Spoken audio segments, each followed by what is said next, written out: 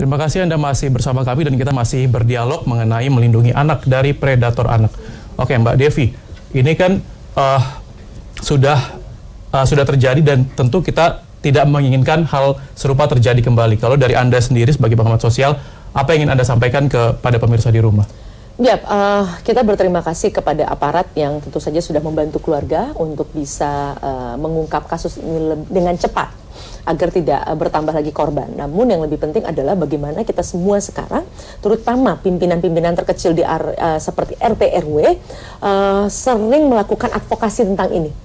Artinya apa?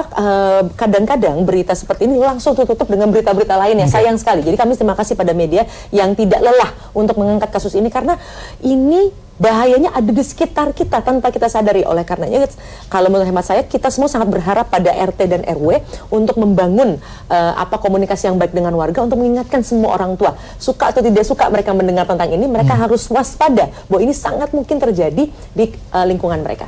Oke, kalau dari Ibu T sendiri, Ibu apa yang mau disampaikan ke masyarakat, Ibu, kepada ibu-ibu lain yang ada di rumah?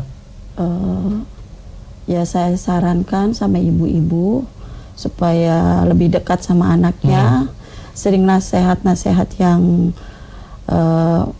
perlu dikasih tahu masalah kedewasaan anak, memang perlu diungkapkan supaya mana yang nggak boleh, mana yang tidak boleh gitu.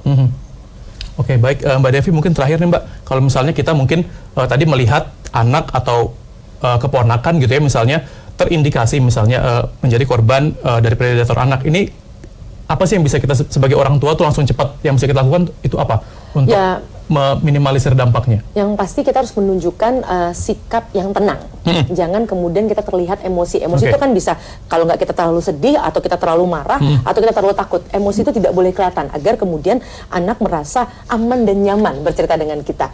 Nah tadi tepat sekali cara ibu bahwa memang teman itu biasanya menjadi sumber utama teman anak. Oleh karenanya memang salah satu kuncinya adalah kita orang tua juga mengenal teman-teman anak kita, karena dari situ jangan-jangan bukan hanya persoalan anak kita, tapi kita juga bisa membantu kalau jangan-jangan anak kita malah justru bercerita bahwa temannya yang mendapatkan perlakuan hal tersebut. Jadi artinya antar orang tua ketika tahu misalnya lingkungan permainan anaknya, antar orang tua saling mengenal, juga antar anaknya dengan kondisi apa, kita selalu siap terbuka menerima informasi apapun. Jangan kemudian biasanya seringkali juga demikian, kata siapa, nggak bisa, ini bohong dan sebagainya. Tidak, tapi justru kita semua selalu berada di titik nol, titik kosong untuk selalu siap mendengar apapun informasi yang disampaikan oleh anak kita maupun teman-teman anak kita. Oke, baik, terima kasih Mbak Devi Rahmawati sudah hadir. Dan Ibu juga terima kasih sudah berbagi ceritanya. Semoga anak Ibu ini rehabilitasinya lancar dan segera bisa pulih Ibu ya. Terima kasih sudah hadir. Dan pemirsa, demikian dialog kita siang ini. Kami akan kembali dengan sejumlah informasi dari mancanegara, di antaranya sensasi berkeliling kota Havana